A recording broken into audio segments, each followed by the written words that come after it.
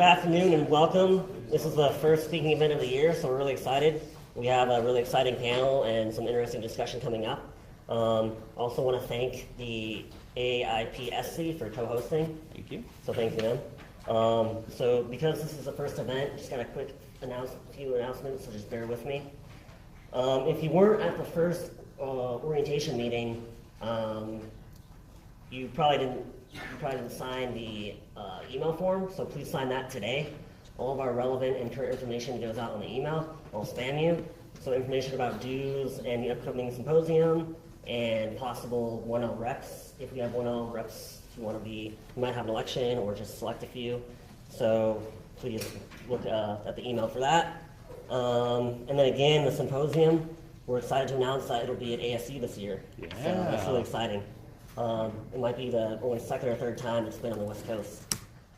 And it's just up the hill, and no excuse not to go because FedSoc helps pay for your trip, and an opportunity to meet other students and judges and speakers from all over the country. You should go. You should go. It's a big deal. It's a lot of fun. So I'm going to read, because it's the first event, I'm going to read our mission statement. I might not do it every time, but definitely the first few. So, Federalist Society is a nonpartisan, conservative, and libertarian organization dedicated to fostering balanced and open debate about the fundamental principles of freedom, federalism, separation of powers, and judicial restraint. The Federalist Society seeks to educate the legal community through its programs and publications about how limited constitutional government based on the rule of law can have a positive effect on law and public policy. And so today, I'm excited to announce we have Josh Blackman. Josh Blackman is a law professor, author, and political commentator. He's the founder of the Harlan Institute and Fantasy SCOTUS. Josh teaches at South Texas College of Law, and his scholarship is focused on constitutional law, the intersection of law and technology, and the U.S. Supreme Court. He also serves as counsel at Defense Distributed throughout the litigation with the government, and that's the topic of today's speech. And then I'd also like to welcome and introduce Jane Bambauer. Jane Bambauer is a professor here at U of A. Her research is focused on the social costs and benefits of big data and also privacy law. Professor Bambauer is widely published, having appeared in major law reviews and the Washington Post magazine. Thank you. And then also Professor Derek Bambauer. He's also a professor here at the U of A. His research focuses on internet censorship, cybersecurity, and intellectual property. He is a former systems engineer at Lotus Development and a former fellow at the Berkman Center for Internet and Society at Harvard Law School. So thank you, welcome. Lastly, I just want to announce we have plenty of time for a Q&A, so please hold your questions and we'll give hopefully ample time at the end to answer those. All right, please join me in thanking our panelists. Thank you.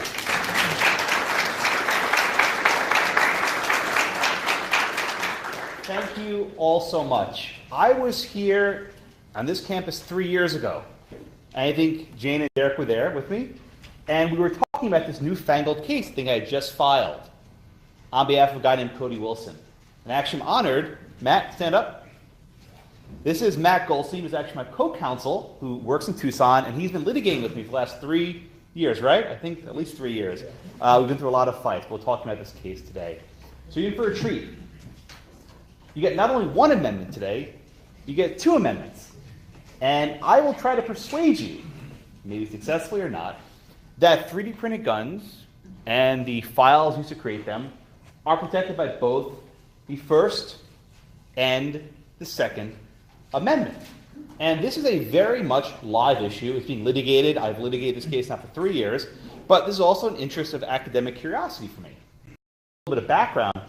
Back in 2014, I wrote an article about 3D printed guns in the First and Second Amendment. And, Jane and Derek will test. When you write an article, usually no one reads it. It sits in a pile, collects dust. But someone actually read my article, and that person's name was Cody Wilson. And he actually called me and said, I want to hire you because you wrote a very good law review article. So for those who are in law review, this stuff actually, occasionally, rarely, does matter. But this is how I came to this case. I'm not a real lawyer, I just play one on TV. But in this last couple of years, I've had to do some actual lawyering. So first off, how many of you have actually used a 3D printer? Anyone? What did you print? Just Like the four-dimensional geometric shape. Like a cube, yeah? Who else?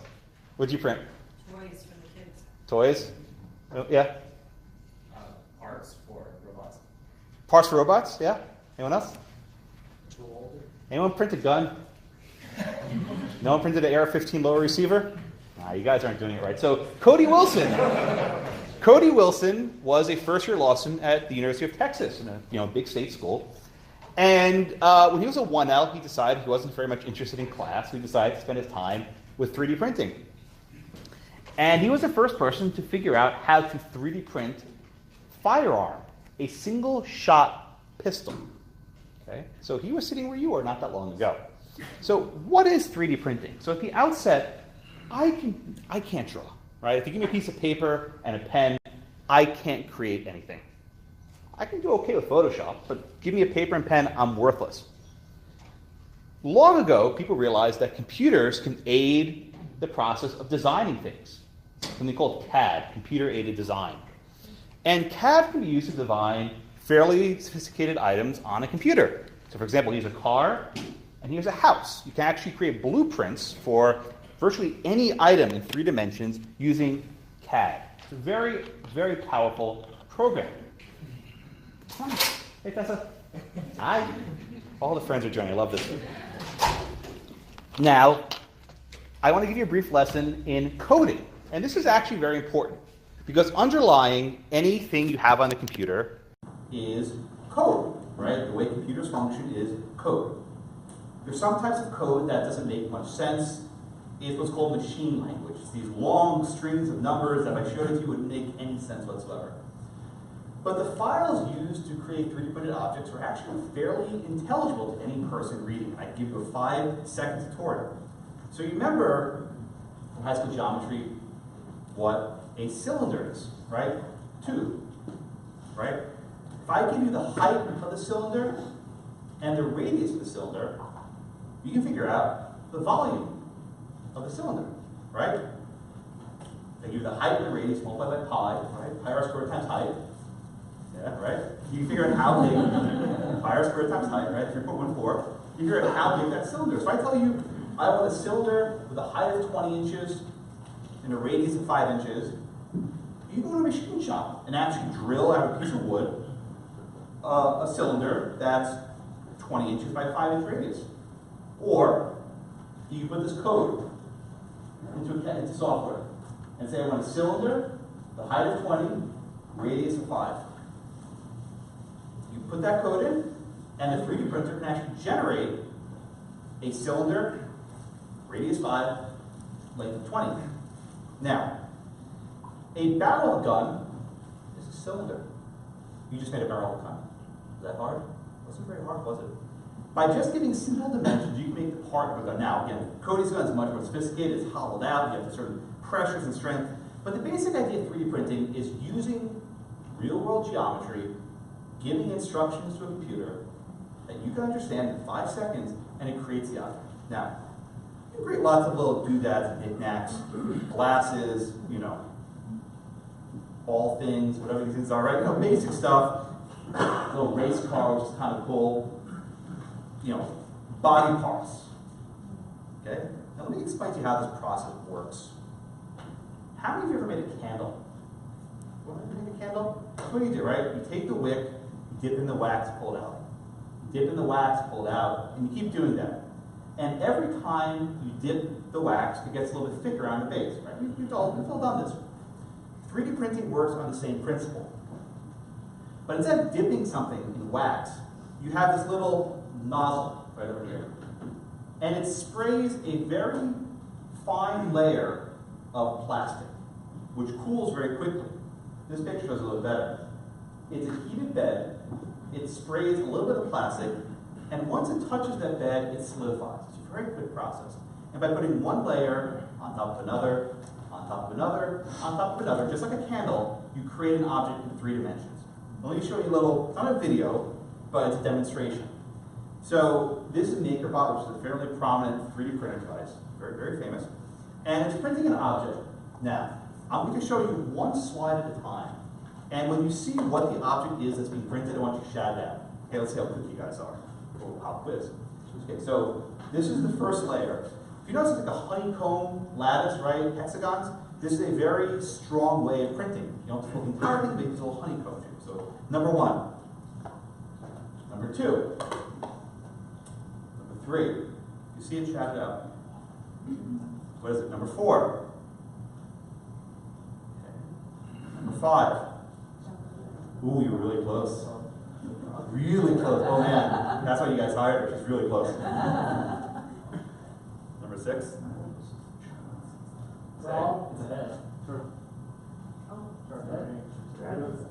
Number seven. Next one you're going to see it. Next one's going to be obvious. Who? Who said it? Yoda. There it is. Now you see it? Now you got Java really quick. Did you see me do this before? No, I haven't. Okay, so that's we're old friends, right? Okay, but yeah, Java. I'm sorry, Yoda. Exactly right. So 7, 8. Now you see it, right? 10, 11, 12, 13, 14, 15, 16, and the heads close off. Right? So you can create this very accurate representation of Yoda from Star Wars. You know, maybe 20, 30 minutes to take that long. Right? If you took me to a woodworking shop where you give me a piece of clay, there will be zero chance I could create that.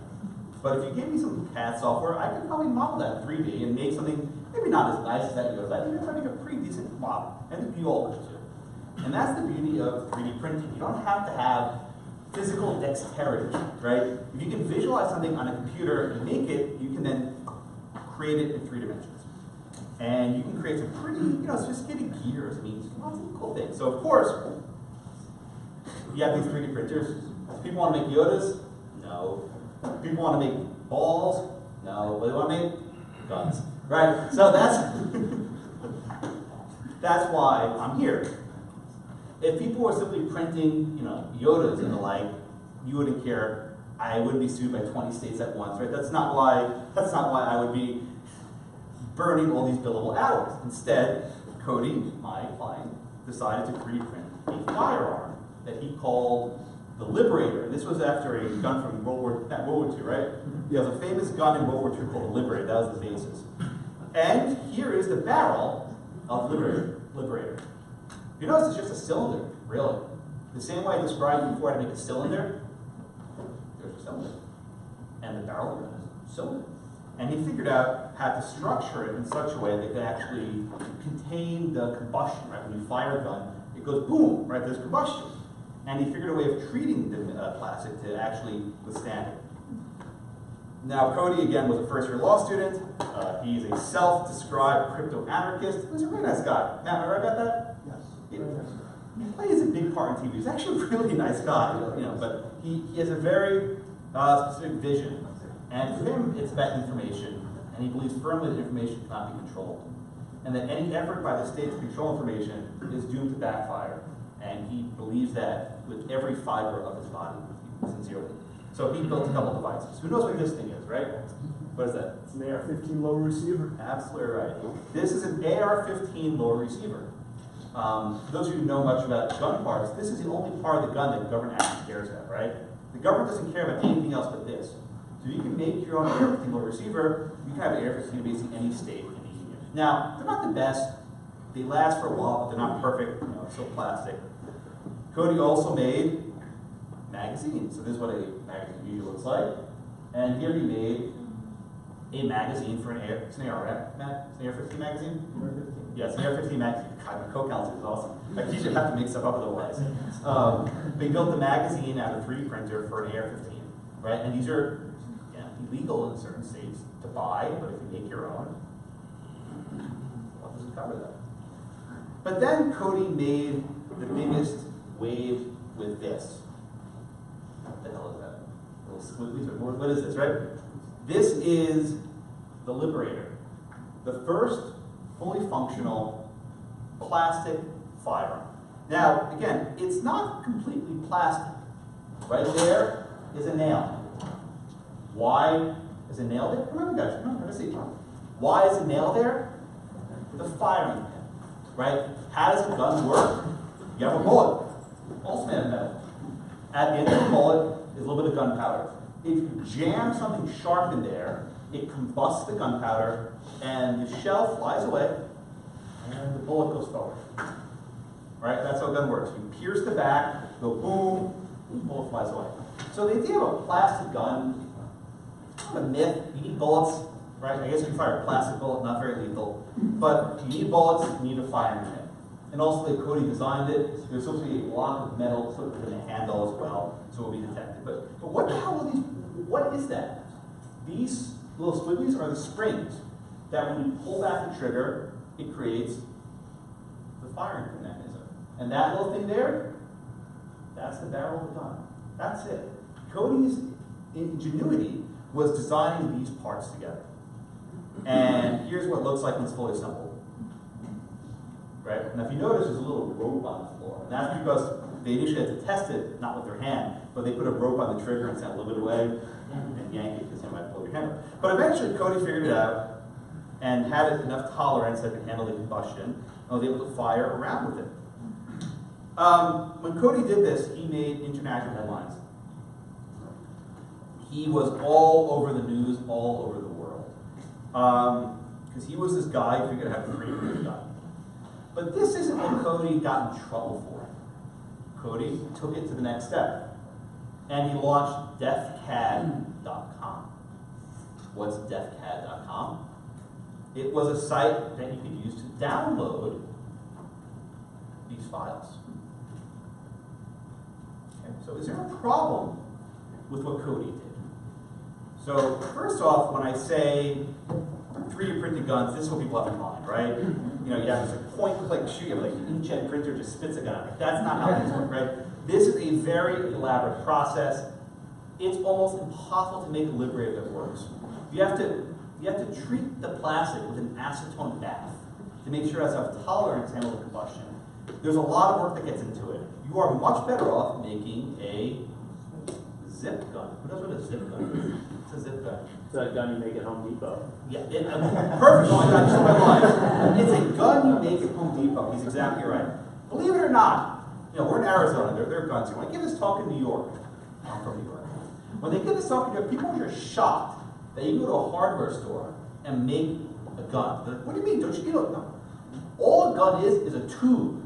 That's all a gun is, a tube, right? Here's one picture of a zip gun I found. This is a garden hose. Someone jimmy rigged a garden hose onto a soldering iron and made a gun. It's not that hard. I found another one on the internet. Here's a flashlight keychain. Oh no, it's a gun. Right? It looks like a little keychain flashlight, right? It's actually a firearm. Now, I'm going to show you a video. Do not try this at home. Do not try this at home, please. I don't want court liability, right? Being sued now. New Jersey AG will sue me for this. I'll get a TRO tomorrow for showing this video. But I shouldn't do that buckers maybe. Do not try this at home. So these guys, I'm not going to show you the video because it's cursing, but I'll show you stills from it. These guys decided to make a rifle out of a piece of rubber tubing, a metal pipe, and a shotgun shell. Like little flip phone videos. These guys are legit, right? This is like the best, like 2004 to offer for making guns at home. So here, the metal pipe has a little dimple at the end. And their idea is they're going to jam the metal pipe into the back of the shotgun shell. So it goes boom. So here they do. They load the shotgun shell into the pipe, and they're going to jam the pipe. Now, I want you to look very carefully at this picture. What's wrong with this picture? Yeah. Oh, what else? Yeah. The pressure's going to escape out the back. Oh yeah, what else? Even more pressing. The barrel is in the whole Look pressure. where he's aiming. What's sticking out about where he's aiming? I don't know. What's that? It's an electric outlet. Okay, let me show you this picture. It's a little bit more obvious. There's an electric outlet with a cable going down, connecting to a fan. And if you notice, there are all these holes in the box. We've done this before.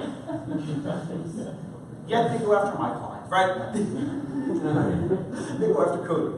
So this guy is about to fire a shotgun shell into a wall inches from an electrical outlet where cable's going right here. By the way, you can't aim this thing, right? Someone said pressure. There's no way this guy's gonna be able to hold this. And the kickback's gonna be far too great. So, ready? He's gonna fire. 1, 2, boom. Not so bad, right? He actually did, he handled it. But the point is, he has a gun. He's a smoking barrel, right? Smoking a shotgun shell. He's all proud. Did it? And you can see the spent shell right there. Now, did this person break any law? Depending where he is, I don't know, he probably didn't. I can say with certainty he broke no federal law. Under our good friends at the Bureau of Alcohol, Tobacco, and Firearms, our favorite convenience store, right? ATF, you can make your own firearm.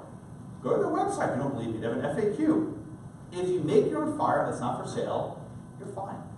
Can't be a machine gun and certain things, but you can make your own firearm. That's perfectly lawful. So what's the problem, right? Why is Cody getting sued by everybody in the world? Well, Cody didn't get in trouble for making the Liberator for himself.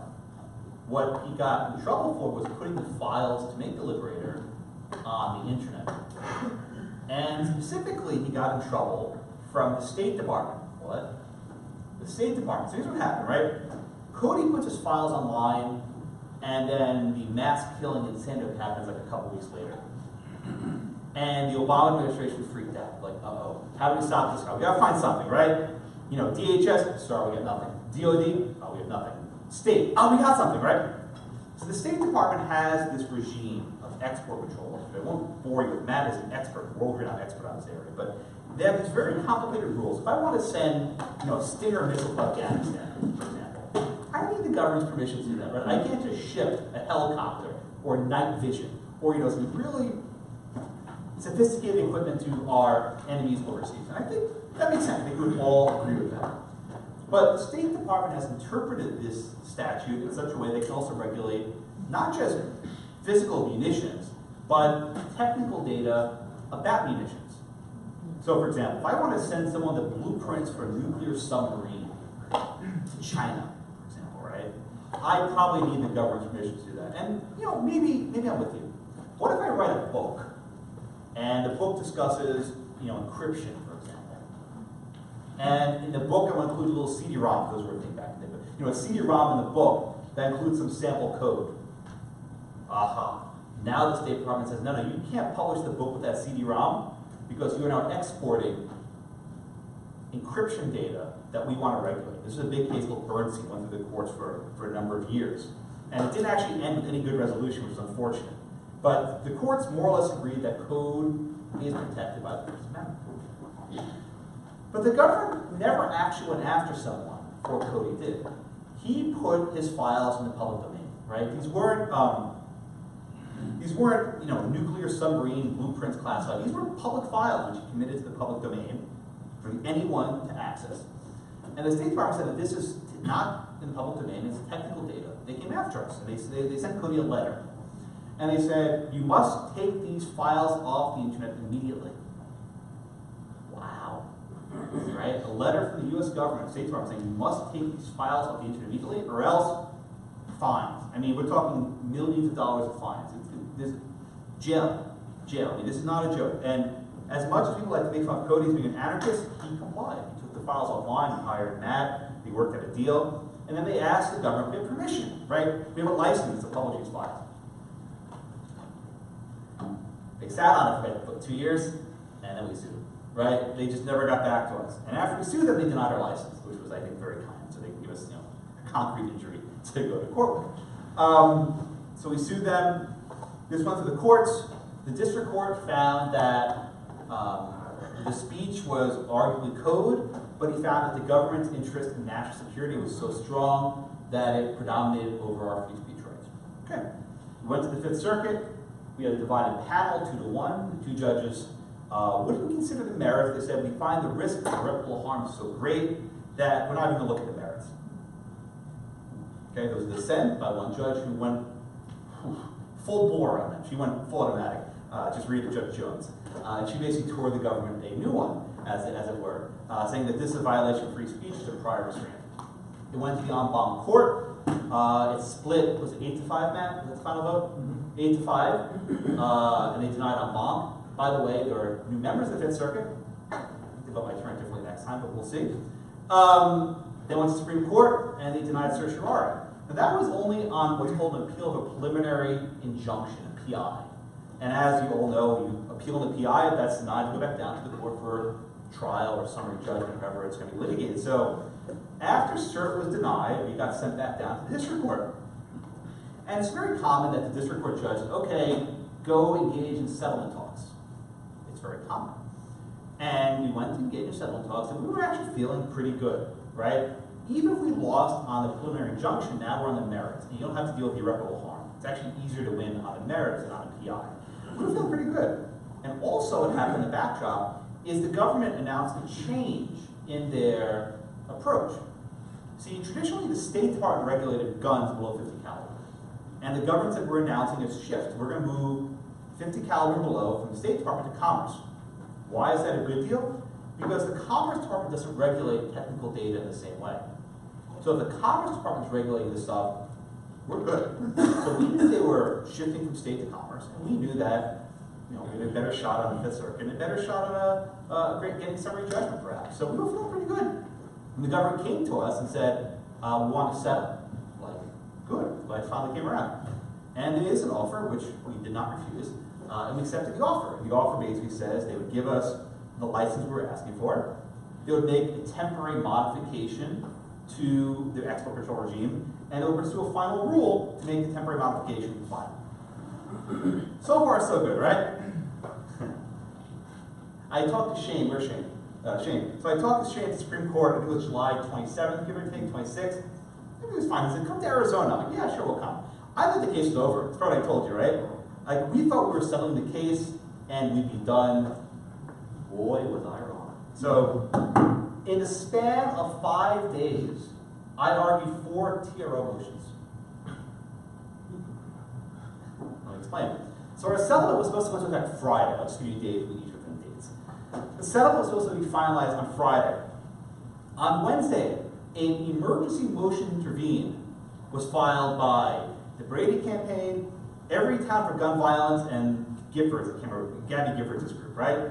All 3 of them sued in district court, and they said, we want to intervene to block the settlement. So in the span of 2 days, Matt and I and a couple of the lawyers had to scramble and get ready to argue this case. And on Friday, like at 3 p.m., after I made an argument in court, the judge denied the TRO. He said, I will not let you intervene. Okay. That made our settlement final. And once Cody had the settlement, we had our license that night, and Cody put the files on the internet. Boy, were we not done. On Sunday, we went ahead and we filed a lawsuit against New Jersey Attorney General, preemptively, because he had sent us a cease and desist letter. We sued him in federal court in Texas. Around the same time, we gave the TRO motion in the Eastern District of Pennsylvania. So I had to argue another TRO. I argued it from the United Lounge to LaGuardia Airport. I had a flight to catch, and I actually argued a motion on the phone in the probably worst airport in the United States, LaGuardia Airport. I've been there. We'll probably concur. It's pretty bad. And it was noisy. I'm like judging the best I can. And I was able to get the judge to deny the TRO. Okay, so 2 TROs down. I fly back to Houston. Wednesday morning, get another TRO. From New Jersey, they sued us in state court. And I had to argue a TRO motion in state court, which I was able to also get defeated. But then, I think with nationwide injunctions, you find 3 judges, you lose, you find the 4th one, you're good. They sued us in Washington with 8 and eventually 18 states filed a lawsuit against us, challenging our settlement. I argued that one also by phone. All these TRO motions by phone. I think you can do that, but you can. And I made arguments for a good 30 minutes. I discussed the First Amendment, discussed all the reasons why this should not happen, and the judge entered a nationwide temporary restraining order that evening. And once you get 1 TRO, that's it, you're done. So I had to call Cody, and I said, Cody, my friend, we lost. And that's a hard thing to tell a client, right? You're litigating this case for years. It's a tough thing to say, Cody, you lost, man. And so you got to take the files down. And he took the files down.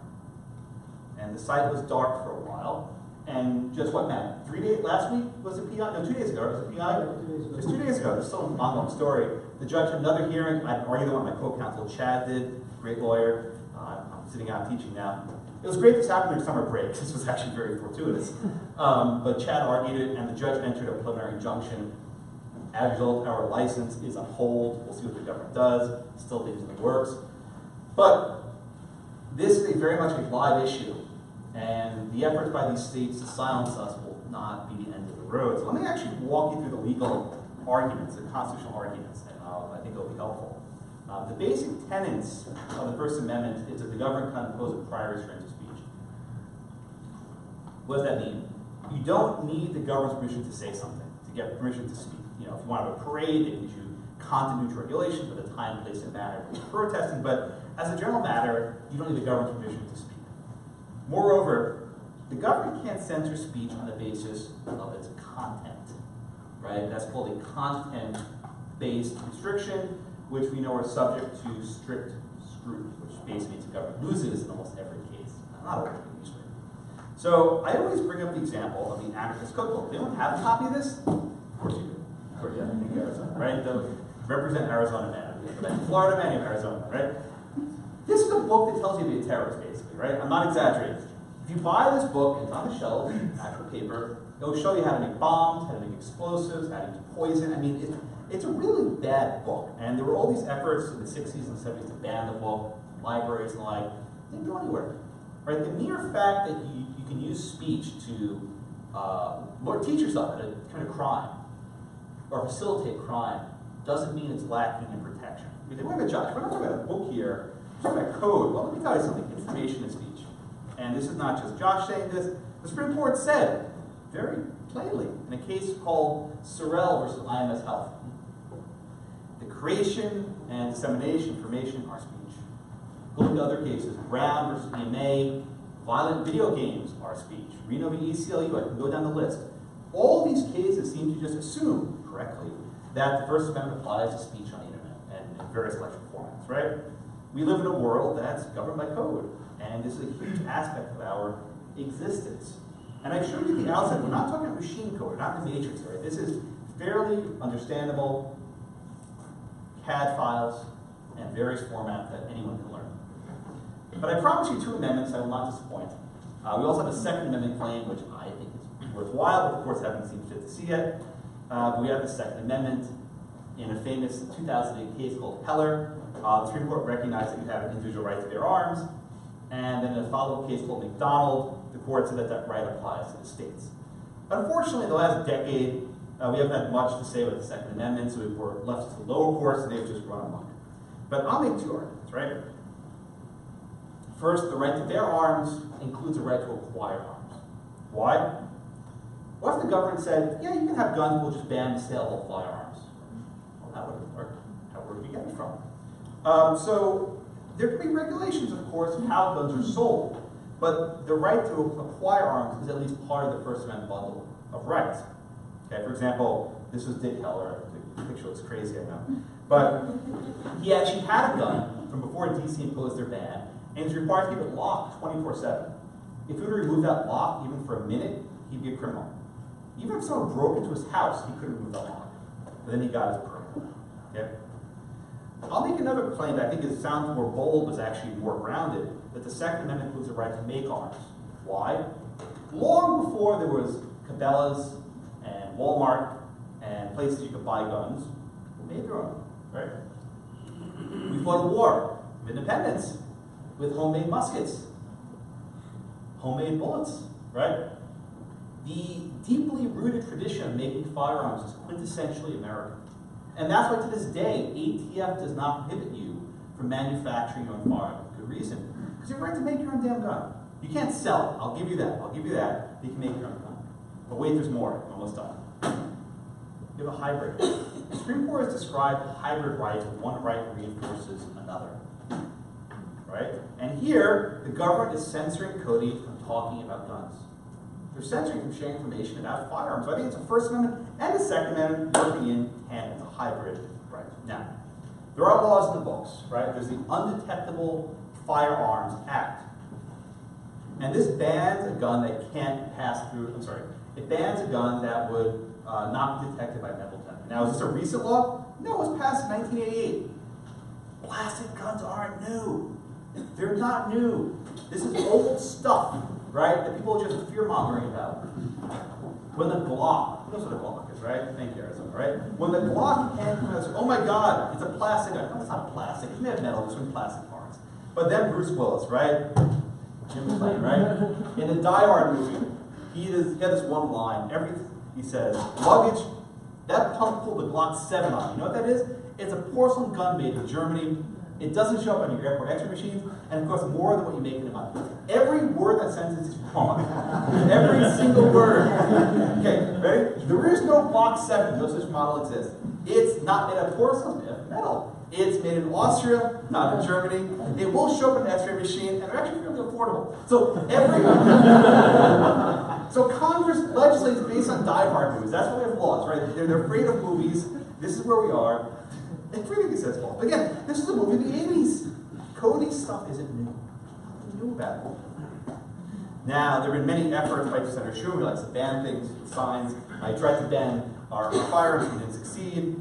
There have been efforts that, we have to ban plastic. We banned the plastic, and they can't 3D print guns. No, thank you. Why? You can 3D print metal. You can 3D print metal, like Terminator 2, right? You can 3D print metal. Let's ban gunpowder. Yeah, that's not going to work.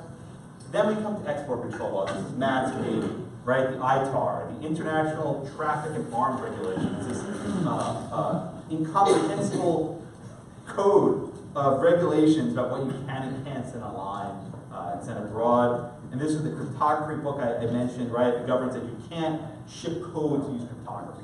These cases, I think, are very hard to reconcile with the First Amendment. But here's Cody. In the letter sent in 2013, they said you must take these files off the internet right away, move them right away. We litigated the case for almost 3 years. We got our license. We put the files in the public domain. The judge in Seattle put them on hold for a while. We've not been told the final word. We think it will be void. Thank you all so much, and welcome Professor Bambowers to some comments. Thank you.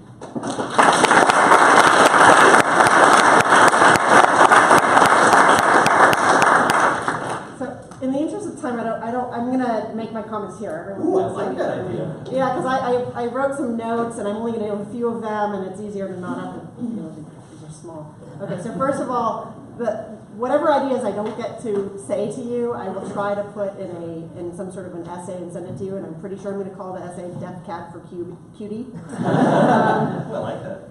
But so Josh and I frequently agree on scope of First Amendment issues because while many people seem to resist the idea that information and communications, no matter how technical, are going to be covered by the First Amendment, we both agree on that point.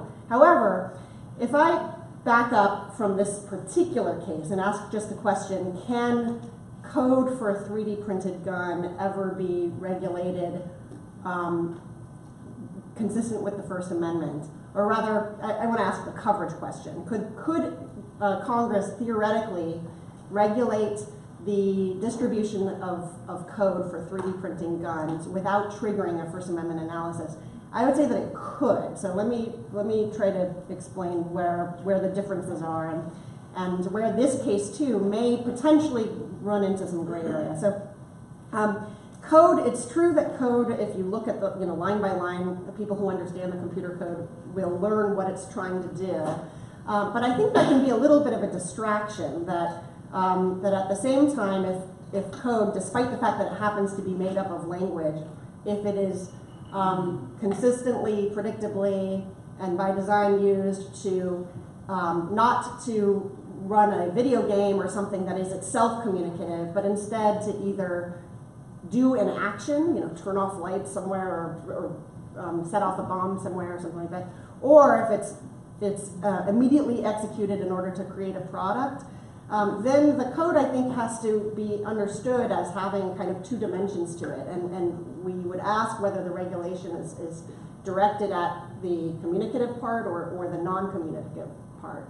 And maybe to sort of give an analogy to see why I think this, really any object has communicative value. So if I wanted to show you how to make a gun, I wouldn't have to necessarily use one of these code blueprints. I could take an actual gun, right, and kind of put it on display and label it so that people understand more about guns than they did before, and that would be communicative. But at the same time, some sort of ban on that object, I think, would easily steer clear of First Amendment coverage. So what makes this problem hard, though, is that the difference between the communicative part and the non-communicative product part are so closely linked. And although they're closely linked, I don't think that they are completely indistinct yet.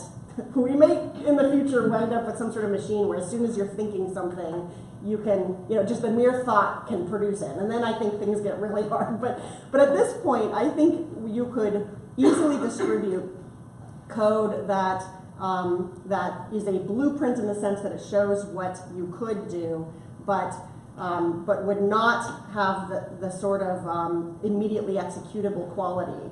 And so if the government were directing regulation to code that not only by design but also by effect is the sort of thing where people download the file and it automatically prints, or download the file and they press a single button and it prints, then that regulation, if it's carefully constrained so that it just targets that type of a distribution, I think would actually avoid First Amendment coverage. But to say really quickly how I think that distinction can be made, by the way, the courts have not grappled with this sufficiently, I don't think. So I'm kind of riffing on things that I know have been going on in other cases that are not about guns, and trying to interpret what courts are trying to do, even when they're not explicit. But I think what courts would want to look at to figure out whether the target is regulating the object that can be printed versus the communicative value of a blueprint, I think they'd want to look at a few things. First of all, the actual use, the actual practice. Do people who download these files, do most of them actually wind up making guns? By the way, all of these are factors, I think. None of them, I think, are definitive.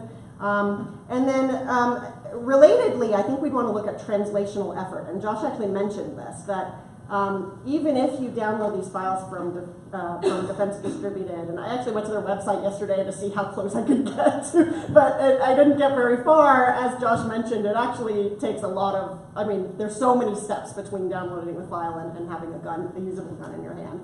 And those two components, I think, together suggest that your case, the case you're working on, this really is about communication and the idea of a 3D printed gun. It's not about gun distribution. But in the future, that might not be so.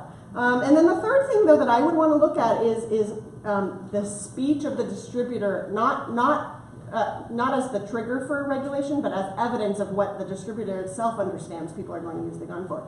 And there, I actually think that factor, if you like this set of factors that I'm laying out, that would go against Defense Distributed. Because, again, looking at their website yesterday,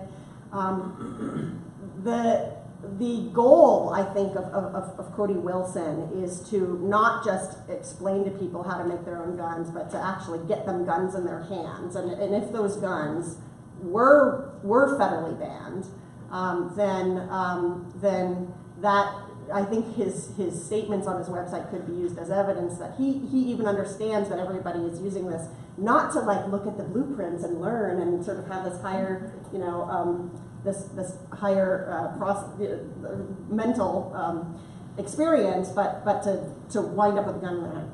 For all those reasons, I think that this is not a hybrid case. I actually think that your Second Amendment arguments undermine your First Amendment arguments, because if the goal is to have everyone have a gun that they made themselves at the home, that may be completely valid and well protected under the Second Amendment, given where things have been going in their slow pace.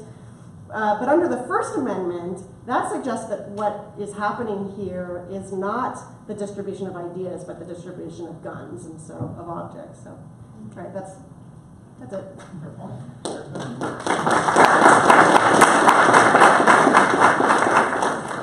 Well, now I have to sit here too, so I saw. How many of you survived cyber law with me? So cyber law, because it's one of the things that we take up. And one of the difficulties is that code is just a mess from a First Amendment perspective. I am not a Second Amendment person, so I'm not going to talk about that too much. But the analysis in terms of whether code is speech or whether code is conduct, which tends to be the dividing line that we use, is a little bit like asking if a dolphin is more like a chicken or more like a dog. And the answer is neither. This distinction does not work terribly well for code because we can think of different layers of abstraction, right? So there's a very old case that also did not settle in very satisfying fashion about whether or not you could publish sort of generally readable instructions to build a hydrogen bomb. And the fear was that basically communist bloc countries would subscribe to this particular magazine, give it to their scientists who would proceed to build a hydrogen bomb. And so this went back and forth. The idea, was it speech, was it conduct, or so forth. And then the sort of most recent case that I know of that Josh referenced is the Bernstein case. And Bernstein is all about translating one language into another. So in other words, imagine that we have computer code, which Google Translate has, that turns, let's say, Greek into Spanish. It's very hard to think that that's not, in fact, speech. All it does is it just translates it into a language that's very difficult to understand. It's encrypted. And so what happened was that exactly the same regime in terms of the export controls, ITAR, and the State Department said, well, you can't send this abroad because we actually classify encryption, the way of encrypting things, as a munition, right? So it actually is a gun from their perspective. It's a really crappy gun, but it's a gun. And so this was somebody who was a researcher who wanted to publish not instructions so that Iran or North Korea could begin encrypting things so that we could read them. He was trying to publish an academic article about a new encryption algorithm called Snuffle, which is a very cute name for an encryption algorithm.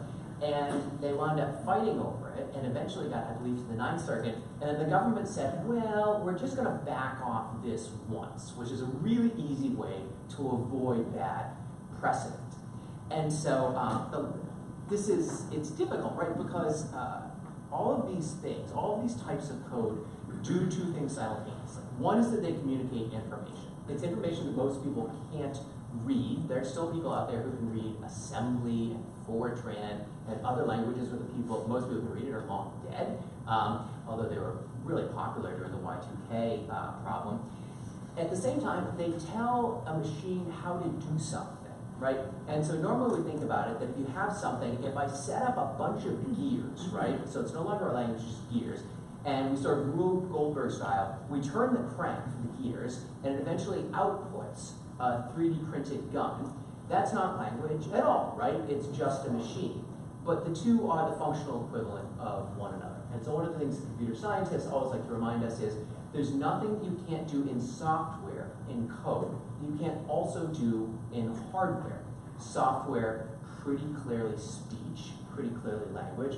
Hardware, very hard to think that it's protected by the freedom of speech.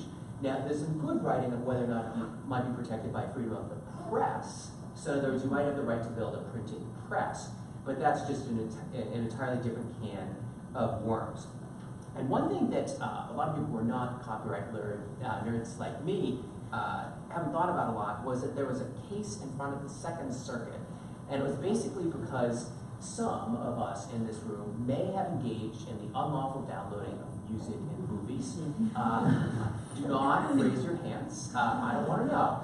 But the response from Congress and from Hollywood, basically, was to, one, put in place code that, for those of you who remember the Appalachian's Music Store, it had rules for a while where if you bought a song, Justin Bieber, maybe a better taste, and you wanted to share this song, you could only share it with 5 of your devices, 5 laptops, 5 iPods or iPhones or so forth. And if you wanted to burn it to CD, you could only burn the same playlist 10 times. Okay, well that's code, that's perfectly fine. But it's backed by Title I of the Digital Millennium Copyright Act. And one of the things that the DMCA says is, if you can figure out how to write your own code to circumvent some of these restrictions, if you're that good a programmer, more power to you. But you cannot distribute the code to other people. And so I think that this is something that the Second Circuit really grapples with this, and they try to figure out some of the hard questions like, for copyright people, whether fair use is involved, under what circumstances, if any, you should be able to distribute it. And the Second Circuit essentially says, we're having a great deal of difficulty because we can't figure out which aspect of code is conduct and which aspect is speech. And notwithstanding the fact that we can't draw that dividing line, it's okay to regulate conduct, but not speech. And so one of the nice things about this as a First Amendment and code person is we kind of have this shorthand, right? Code is law, code is speech, and so forth. But we have a great deal of difficulty figuring out how to regulate the Rube Goldberg machine while simultaneously not regulating the stuff that actually is communicative, whether it's between you and I or whether it's between you and I and a machine. So this is a problem that is just, this is one instantiation of a really hard problem, and I think ultimately it's one of those things where we're going to have to come up with a different category, right? The speech versus conduct divide simply does not work in a world where code is everywhere. And I'm going to stop now.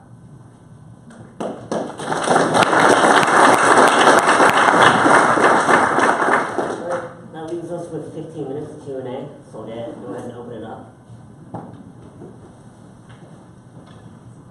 Yes, sir. I'm curious about your 1983 claims. Oh, yeah. And it's my understanding that you guys were sued for contempt for trying to fundraise.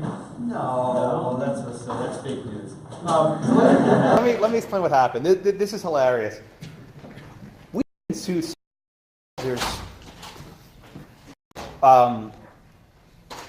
in the 4 TRO motions that I argued, right? I explained in a couple of the courts. But look, if anyone needs to go, just go now, just so I don't have to talk with people moving. Just go, and I'll finish your question. I promise.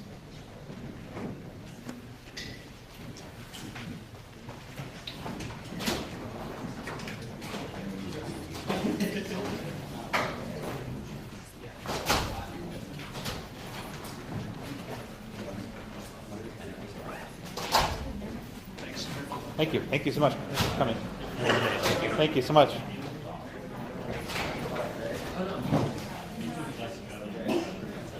Okay. All right. So you want to say anything? Matt, you want to say anything? What? Thank you, everybody. Thank you. Okay. Thanks so much. So here's what happened, right?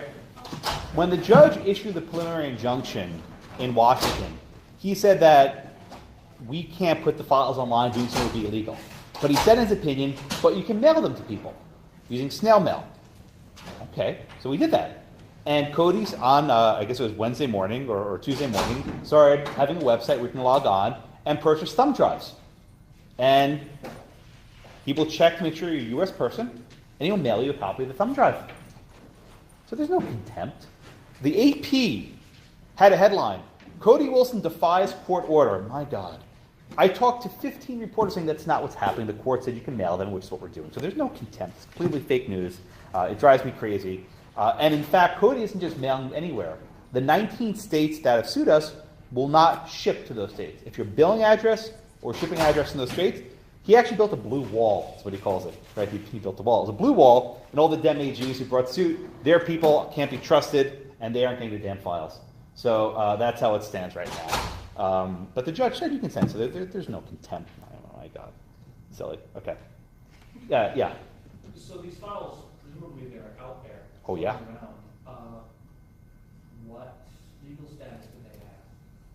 Is it legal to possess Well, the file? so here's the fascinating point, and the thumb drive gets to it. The files themselves aren't illegal. The only legal question is, can you export them?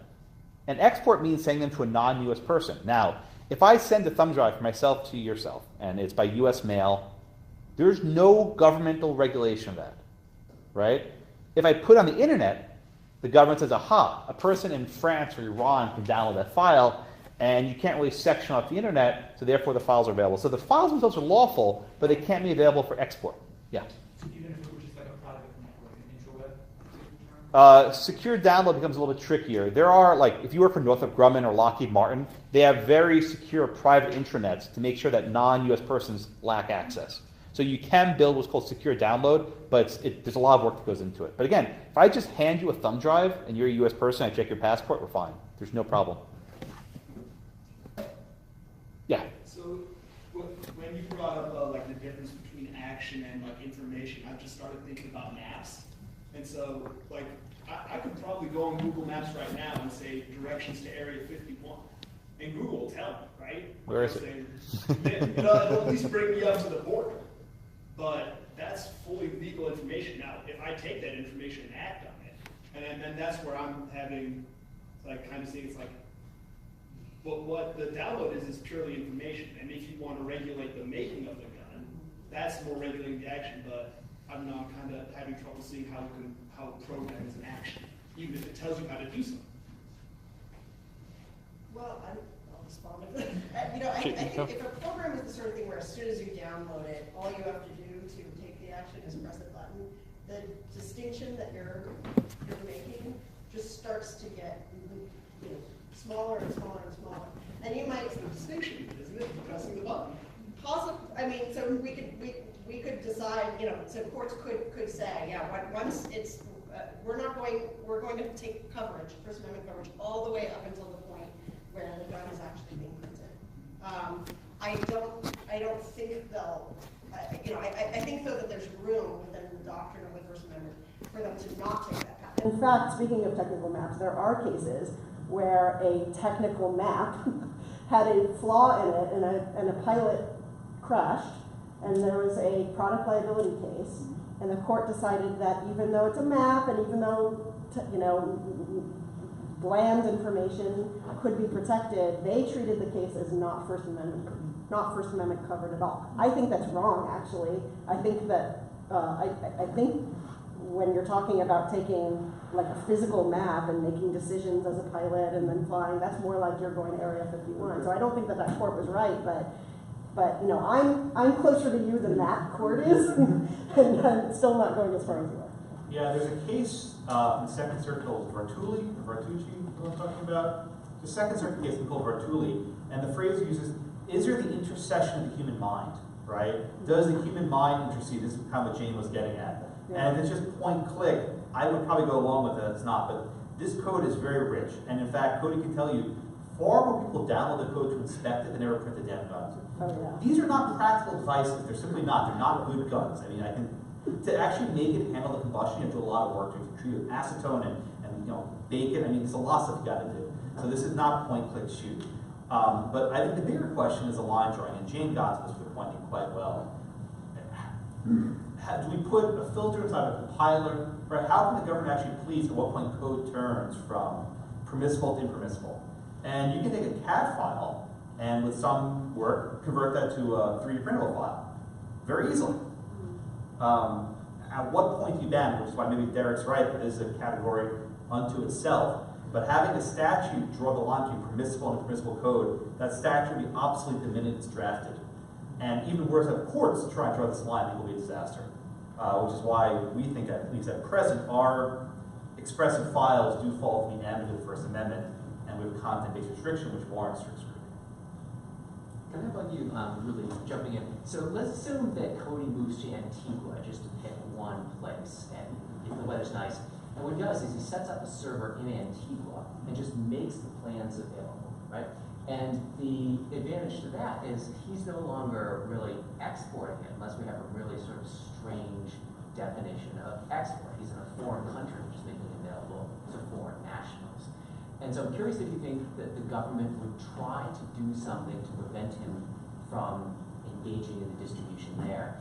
And another really weird area of this that's come up is dentures. So it turns out there are plans out there to print 3D dentures, for those of you who don't want to spend the money, and dentures can be patented. Somebody managed to patent a new form of 3D printed denture.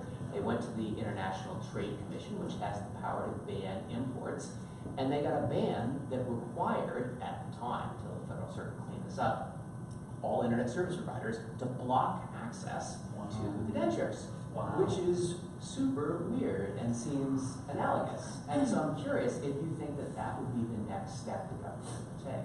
I've long thought of what steps the government will take in the IP context, right? So imagine, let me twist your hypo.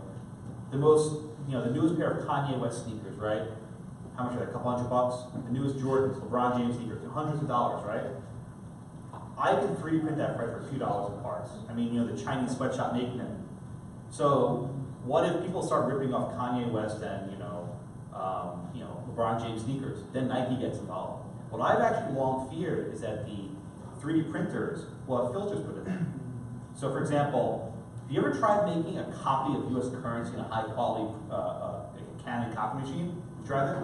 Won't work, will it? No, and in fact, for a while, they actually were printing microcodes on every single copy. Exactly. If you try and use a high-quality Canon or Xerox photocopy machine, it will not let you make a copy of U.S. currency. Actually put an error message, and it puts a little microcode on it, so it tells you which machine spit it out. So I've long feared, and this is why I'm engaged in this litigation before I was engaged in it, that the IP lobby, right, sneakers, fashion, will get into the 3D printers, but it'll filter that if you try and print a device that looks like X, it just won't work. And that would be used as a backdoor of saying, okay, if it's a gun, you can't print it. Now you can hack firmware, right? You can hack devices, that's not hard. But that, I think, is the bigger threat to free speech. Not guns, but censoring something that looks like a device that might be patented or copyrighted. The other option, and I've read about this even more, is IP filtering, right? Where if you get to Comcast or Xfinity or Verizon, and you try and download a file that has a hash, what looks like it's a hash for a 3D gun, they just won't download it. And then we go back to be able to see the snail mail, like nail and thumb truck, sneaker net, right? So, So this issue is not about guns, and even if you hate guns, and I persuade you nothing, listen to what Derek said about dentures, right? This issue is not being limited because Cody's an advocate for an idea that you can't stop information. And that principle applies to guns and dentures and sneakers. And when the government tries and fails to stop Cody with guns, it means they're not going to stop the sneakers. Yes. I'm just curious, have conventional gun manufacturers weighed in at this at all? Because I could just see the technology is moving so fast that maybe it is going to get much easier. Well, Cody is smart in that he hasn't put on any copyright or patented blueprints, right? He's used all open source guns. He built the Liberator himself and he gave it a common license, so it's in the commons. So there's no copyright retained. One important point though, I tell this to every judge, all the CAD files Cody put online a couple weeks ago were available online for at least 5 or 6 years. He basically took files that are already in the public domain, go to grabcad.com, right? This is not in the dark web, grabcad.com. This judge in Seattle, he said, maybe if you're a cybernaut with a BitTorrent protocol, that's not how it works. Go to grabcad.com. He told us they're a public available website in the clear.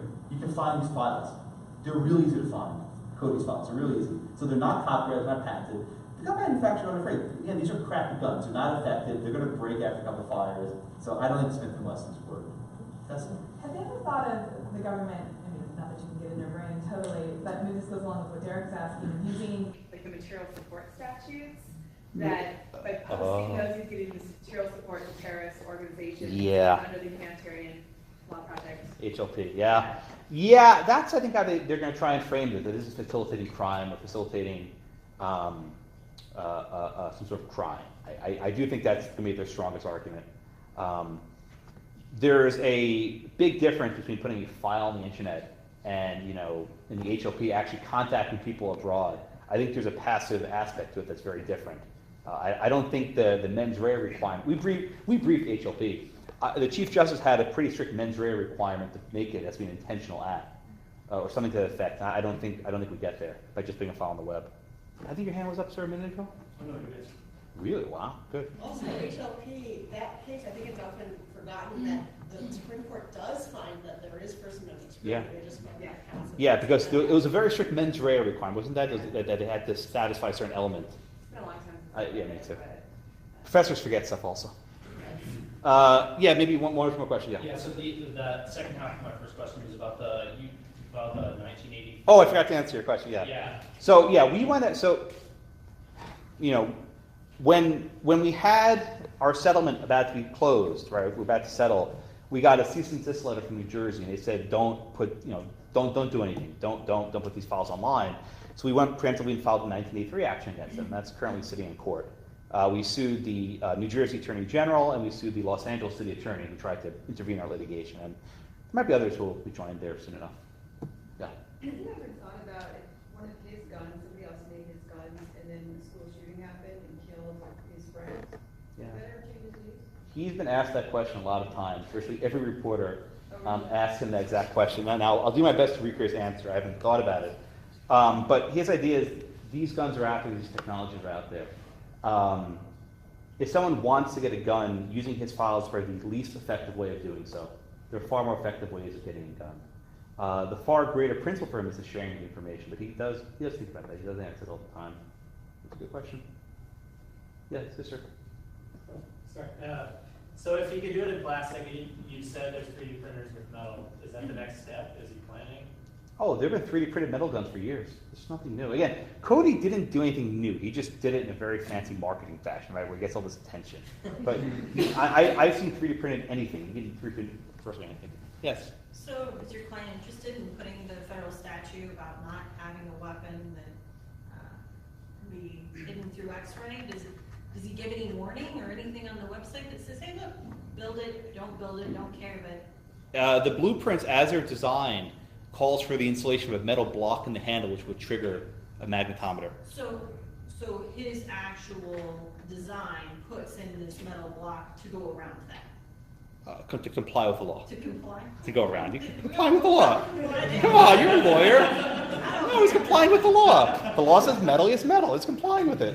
So as soon as this metal is eliminated, right? So do we have a warning?